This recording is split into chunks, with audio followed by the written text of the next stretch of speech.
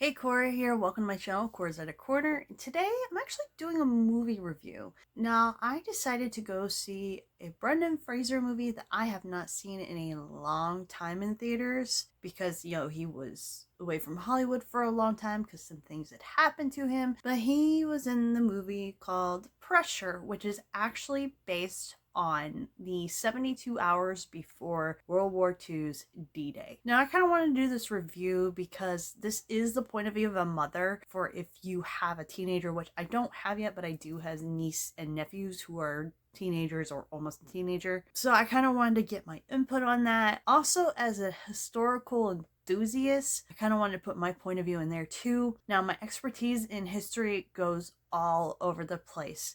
All over the place. There is some ancient history in there, a little bit of ancient Egypt, and some of ancient Greece, a lot of the mythology for ancient Greece, which was basically their religion. Forward to Robert the Bruce's Daughter of Scotland, which was late 13th century to early 14th century, which is basically Robert II's mother. A little bit about his father, not very much. Anyways, forwards through, I know about the Tudor dynasty. I know some things about World War II. I know a lot more about World War I than I did because all I knew about World War I at one point was how it started. Now I know a lot more because I've done any more research, and it also goes back to the Victorian area. I know about that. I know a decent amount of what went on in the Civil War. I have all kinds of knowledge from everywhere.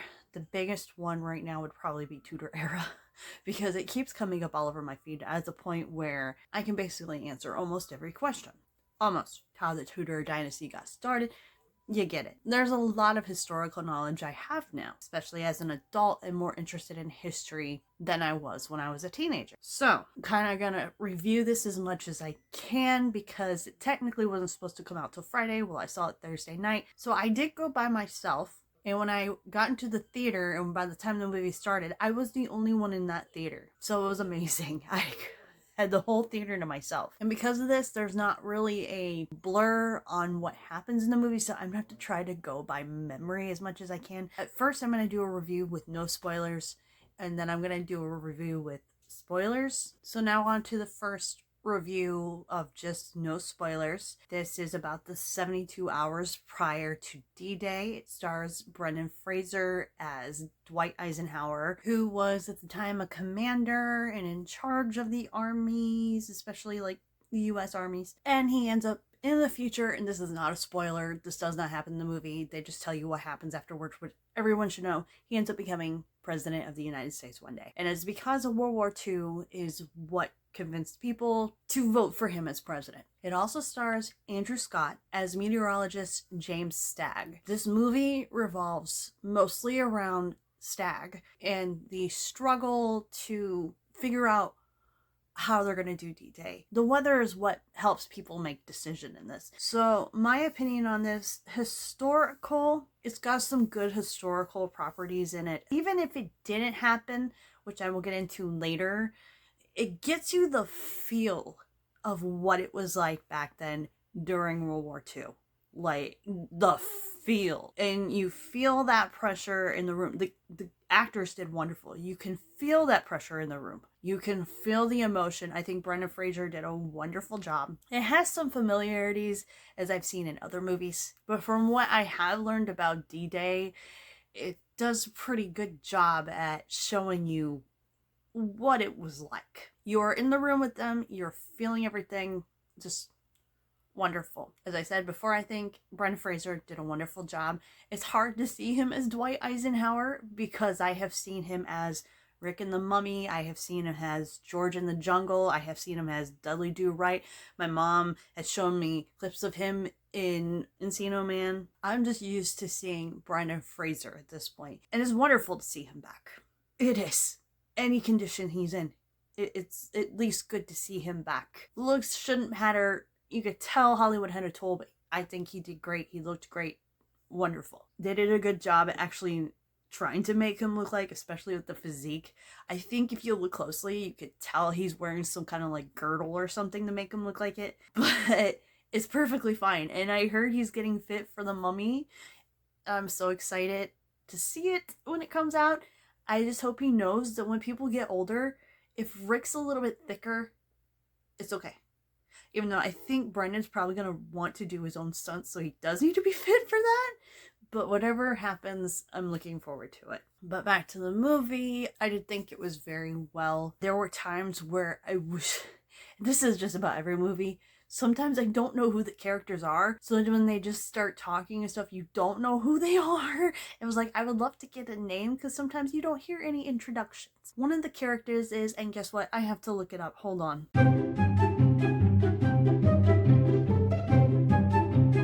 Kay Summersby. And I just brought her picture up on Wikipedia. The actress actually does look like her. And that's what I like. Some of these actors look so much like the people in real life. And I love that. Brendan Fraser, you could tell they tried with them. I don't know if they wanted Brendan Fraser to want Brendan Fraser. But I can imagine with Ike, it's probably hard to find somebody who might look like him that would do a good job. And anybody who don't know, Eisenhower was also called Ike. That was his nickname. His slogan was "We like Ike" when he was running for president and won. But anyways, I really did enjoy it. It was nice. It was different being alone in a whole theater. I liked it. I've had a rough day. I found out I'm going to have a little procedure done on my gums and teeth. Nice. But this made me kind of forget about that. And that's what people used to go to the theater for. And people who still go to the theater for when they can afford it. Believe me, I got one small popcorn and a large drink and it cost me 20 bucks. Like, what? And this is AMC.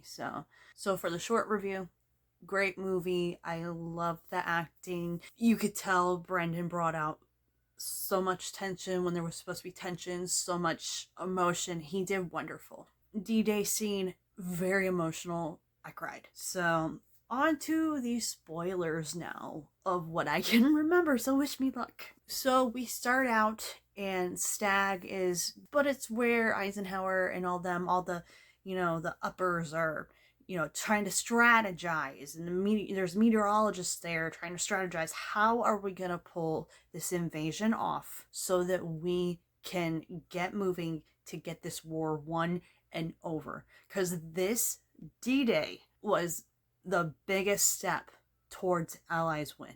This is a huge day in history. And so the moments leading up to it in this movie, like I said, you can feel that pressure. The actors did a wonderful job bringing it out. But we have Stag coming in, people are running amok and doing whatever they need to do. Now, the thing with this felt familiar to me because this scene reminded me of the movie Nuremberg that came out in 2025. That's actually a movie about a psychologist who is going to go meet up with Hermann Göring. I'm going to give you a heads up right now. Historically, I am going to mention some things that YouTube might not be very happy with. So I'm going to change a few words here and there so you know. So when we're talking about this guy right here, a couple words may come out of my mouth. Funny little mustache man, funny mustache man, evil mustache man. Any of those words might come up. Mustache man. You'll know when you hear mustache man. And then the word right here, I'm either going to call him the Axis power, because that was also the part of what they were a part of, or I might call them evil group, or group of evil people. Now, other ones I could probably say by name, and YouTube wouldn't have a fit, but here we go. So the movie Nuremberg, it starts out with the psychologist going to meet up with the evil people, one of the leaders, Hermann Göring. I should just screw their names up. They're evil people. And this is how that movie starts out. And it's like, that reminds me of this movie. We're gonna, here we go, walking up to me. And the funny thing is they're both World War II movies. So it's funny. I'm like, if you think about it, Nuremberg can be a sequel to Pressure. Because Nuremberg is the aftermath. And it had that exact feel of Nuremberg. And I actually like the whole movie has that vibe, that feeling. It's in the same era. It's just one's a couple years later, which is the one that came out last year. Funny, haha. So we have Stag going in and people are just giving him these, weird looks. Because here he is, this Scottish meteorologist coming out of nowhere. And he's got to go meet up with other meteorologists. And one of them includes Irving Crick, which ends up being, in the movie and in real life, Stag's rival. So he's led to this room where all of them there. The first thing Stag does is he stops everybody from everything he's doing, and he's like, guys, we need to get to business. And Irving's thinking that, he can predict this weather and, everything's gonna be okay, but, they need to work together. Now, I did forget to mention the very, very, very beginning of this, we find out Stag's wife is pregnant, and she seems like she's due any day. I looked that up. In real life, she was pregnant. She didn't have the baby until November. The one thing I couldn't look up is if that baby was still alive today, but I did see that their son back in 1941 ended up being a rugby player and is still alive. So I hope he's very proud of his dad, because his dad did help. But anyways, so it's just a ton of tension between Stag and everybody else, because everybody else is used to doing this like the American way, because I think it was just like he was working with a ton of Americans. Not all. Kay was actually Scottish, and she even was kind of giving him a cold shoulder type mood when he first got there. But eventually, they kind of relaxed a little bit around each other. But anyways, so in this, Eisenhower wants them to work together and have this strategy of, okay, we need you to figure out the weather, because I want Monday, June 5th, to be the day to be D-Day. Now, I did look this up. Surprisingly, this wasn't the first D-Day. In the movie, they're already calling it D-Day. I just don't know in real life if they were calling it D-Day. The first time D-Day was used was dated September 7th, 1918, during World War I, obviously. It kind of irked me not knowing. I wanted to take my phone out and be like, okay, when they actually start calling D-Day D-Day. So I don't know when they actually started calling it D-Day, but they were calling it D-Day the whole time. Eisenhower has this plan. I want to get it done this day. I need to know what the weather's gonna do. So here we have Crick saying, oh, the weather should be perfectly fine. I've seen this back in this year and this year and this year. And then we have Stag over here going, here in Europe, the weather is unpredictable.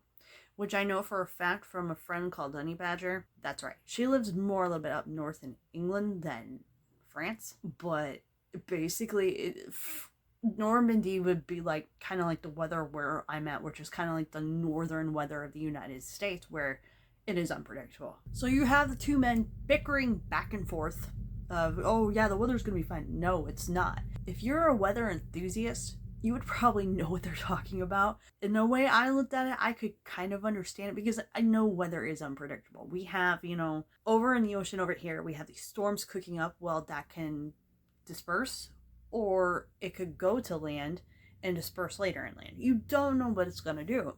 It is unpredictable. And so we have then Eisenhower, he's not too impressed at first with Stag, and he trusts Crick more than he does Stag, because they've worked together forever. Well, to find out, Crick was looking at stuff from Northern Africa and using that as an example for weather. Usually I'm guessing that weather is usually predictable, like they said in there, and so it's constant weather. So while they're talking about these plans, they do show, and I believe this was real footage of the mock invasion that they were trying to make it look like, to throw the Axis powers off. They had inflatable tanks, they had wooden, just mocks of everything. So it bothers me that they show this footage, but they don't explain why George S. Patton is in charge of this little mock. He had served in World War I and served in World War II, so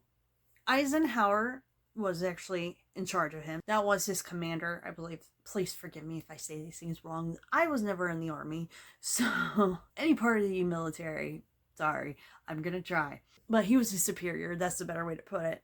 And what had happened was, there was two things. One, the evil people, especially Funny Mustache Man, were afraid of Patton, because he was known to get things done. He was a power they didn't want to mess with. And so to throw off the Axis powers and the little Funny Mustache Man, with this mock, they put Patton in charge. But there's another reason why they put Patton in charge, to make it look like, he was the one in charge there. It's because he got in trouble for slapping 2 or 3 soldiers. These soldiers, I know 2 of them. And I read what was on Wikipedia, so take it with a grain of salt. So according to Wikipedia, what just take it with a grain of salt. I can't find any real true pictures of Private Paul G. Bennett, but it has been reported that with him and there was another guy, Patton wasn't a great guy. He said some things he shouldn't have said.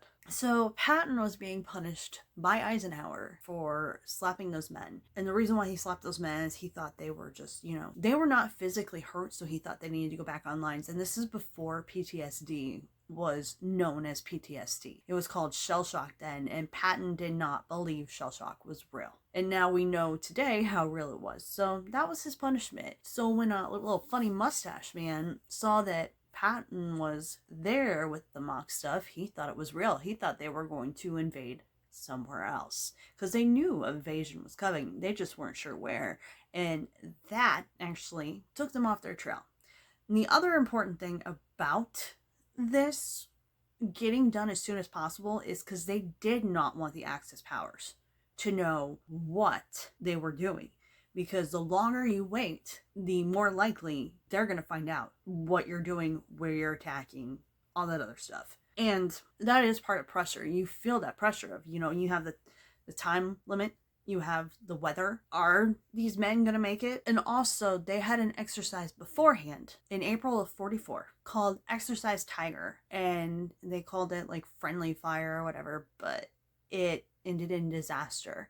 So not only, it shows in the movie, I'm pretty sure this was happening in real life too. It was bugging Eisenhower because he had lost men because of that. And so you have, all those pressures of all those things, the loss of men, the weather, the time, everything. Because with the weather, you're not only worrying about storms and stuff, you're worrying about waves because they had, their Navy, how's it going to be in the sky? Because you have the Air Force, you have everything, everybody going that way. And so this was just very, you feel that pressure during the movie. So anyways, forgive me because I couldn't take notes in the theater anyways because it's dark and I wanted to enjoy the movie. I'm going to skip around because I don't remember. You have now Stagg and Crick fighting, oh, the weather's going to be fine. Oh, the weather's not. And then you have Eisenhower that he trusts Crick. That's his man. They've worked together for I don't know how long. And Stagg is this new guy that just comes in. He was even surprised, I heard in real life, that he had gotten chosen. And they even mentioned in the movie that Churchill had suggested him.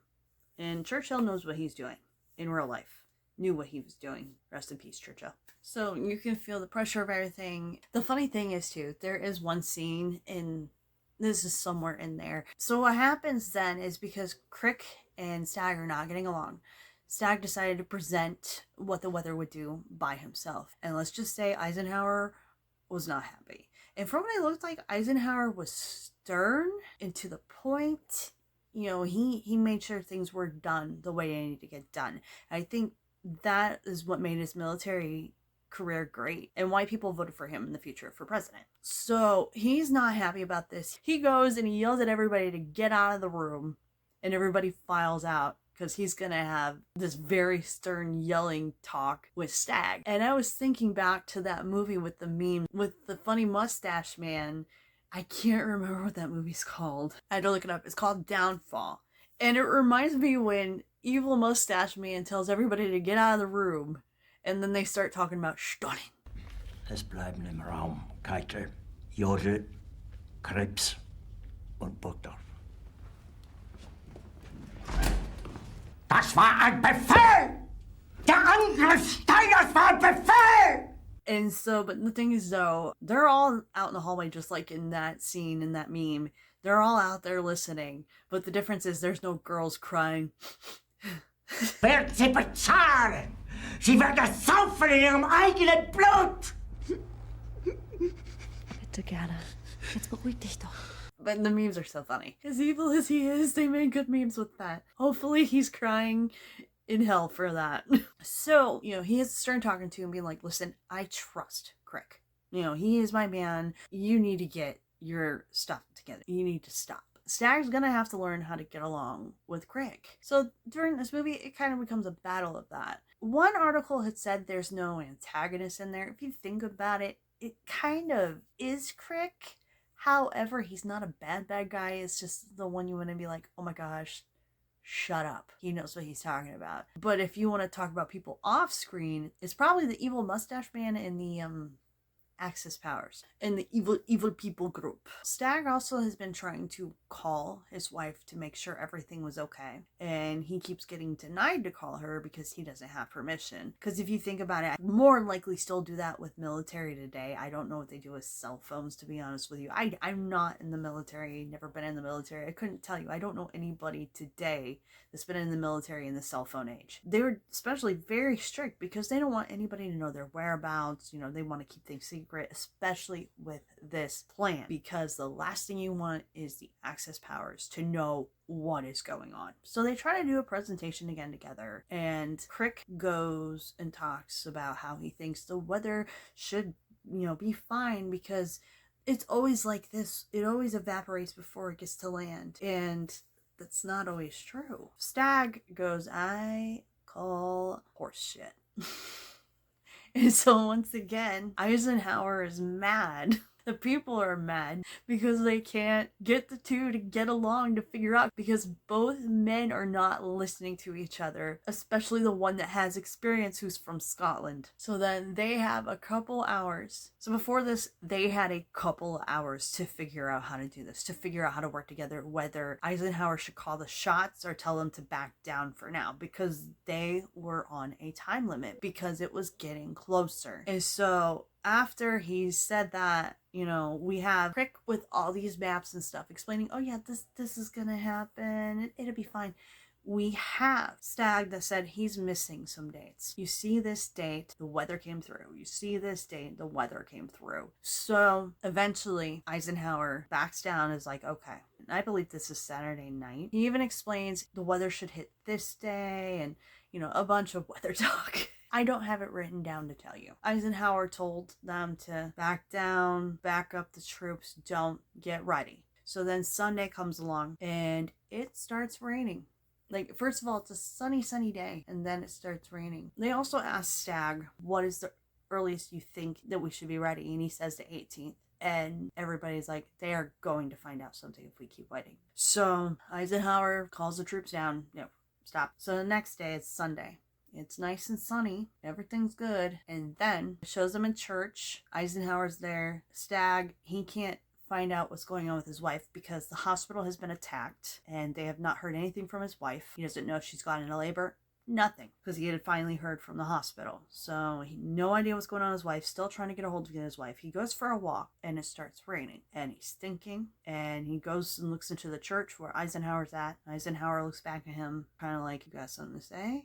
Type is something, are we going to be ready? So Eisenhower goes out and talks to him, and he explains that since the weather is doing this, now that we're closer to time, don't choose Monday, go to Tuesday, because there's going to be a gap between this large storm and these small storms, that these small storms are falling behind. You're going to have a gap at this time on June 6th on a Tuesday. So that would be the time to do it. So they get all their stuff together. He calls for the troops to get ready, and we're getting ready for D-Day. Eisenhower's still haunted by the Exercise Tiger incident. Everybody is there waiting, and it's getting, you feel that tension, like, are they going to make it? I mean, we all know the truth that knows history, but, are they going to make it? Is this going to be a fail? Are we going to finally invade and get some of France back and just move in and take over and, finally end this war? So they're waiting, and you see the troops on boats, you see the troops in the planes, you see it all. So you see Eisenhower and all those people in the room waiting to hear about what's going on with their D-Day plan. And as you see all these soldiers coming up to land in Normandy to invade, you finally see what people expect and what people in real life more than likely saw, which is they had to fire against German machine guns, and you're seeing people dying, and it's sad. And my emotions hit because you will see what the men, maybe a couple women, I'm not sure, because I know some armies had women Not so much the United States. They don't really put women out in the war front, but you never know. Mostly, if not all men, just like, sacrificing their lives. They're trying to escape while getting, trying to think of the proper words for it. Pew pewed at, pew pewed. And you see them dying and the water's turning red, and it's just very emotional and sad. But in the end, you get the good news that they had invaded Normandy and won, and this was the very beginning of the invasion of Europe to take it back to beat Germany and the rest of the Axis powers. I did cry a little bit. It was very emotional. I think they did really well with playing it out. It's just really sad, and you hear that Stag still doesn't know what's going on with his wife. But since they did succeed, which moves on, Stag finally gets to go home and go visit the hospital, see where his wife's at. It is very sad, see all these moms and babies and you don't know what happened. Like I said, that did not happen in real life. She did not have the baby during that time, but I know they put that in because, excuse me, I am gonna cry, but you get that feel of being at war or in a traumatic, violent attack that you don't know what happens to your loved one. You can't hear from them. You don't know what's going to happen. There's no communication. You don't know what's going to happen, especially before cell phones. And even then, being attacked, a cell phone tower can get taken down these days and you still have no communication. It can happen. It's happened before, and I believe that's why they put that in there. It triggered me a little bit because I have lost a baby, my son's twin, not knowing if that baby survived as well. But baby and mom were okay. But I know it didn't happen in real life, but it was a good representation of what it's like to be serving in war or in another country than your loved one and not knowing when they've been attacked if they're okay or not. That was a good representation. I did look up. Stag had 2 children, as I said. The one I know for definite is still alive today. The other one I don't know anything about. There's no way to find it. All I can find on Google was that he had 2 sons, and one is a former rugby player, and he's still here. So it's good to know that his family made it through the war, but that's just an experience you never ever want to experience yourself. You find out where your loved one has been attacked, and there's nothing you can do. And obviously you have the what happened to them afterwards. I can't remember exactly what it said about Stag, but from what I read, he went back to a quiet life. And of course, Eisenhower became president of the United States. I think Brendan Fraser did a good job. I think Andrew Scott also did well. Carrie Condon, she did wonderful as Kay. Chris Messina played Crick, and I think Chris and Andrew had wonderful chemistry as rivals. So I think it was a really good movie. I don't usually see war movies, but the first one I ever did see was Nuremberg. I can't say it right now. I said it earlier.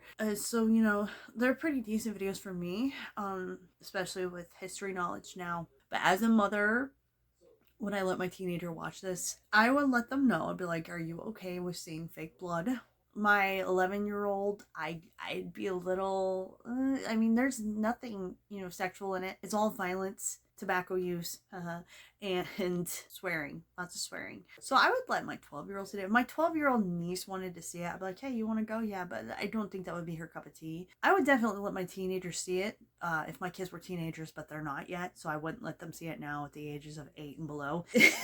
I don't think they would understand what's going on. So I think if your teenager, preteen, has a knowledge of World War II and can handle fake blood and violence, they can. I think they would be okay with it. I have a weak stomach when it comes down to medical stuff. However, when it comes down to actual footage of stuff that's gone on over there in Europe, including what Evil Mustache Man had been doing to all those people, I somehow can stomach seeing that, but it is very, very sad. I'm glad D-Day was able to happen so the Americans and the Brits and the Soviets could end all of that. Well, you know what they say, Soviets with the Red Army? Yeah, that's why we defeated Evil Mustache Man. No, it's Mustache Man. So yeah, I thought it was a really good movie. If my preteen understood what was going on in World War II, I'd let them go see it. If my teenager wanted to go see it, I'd be like, you know about World War II and all that, I'll have to explain it to you. If you don't, I'd let them go see it. So out of 5 stars, let's go with 5 stars today.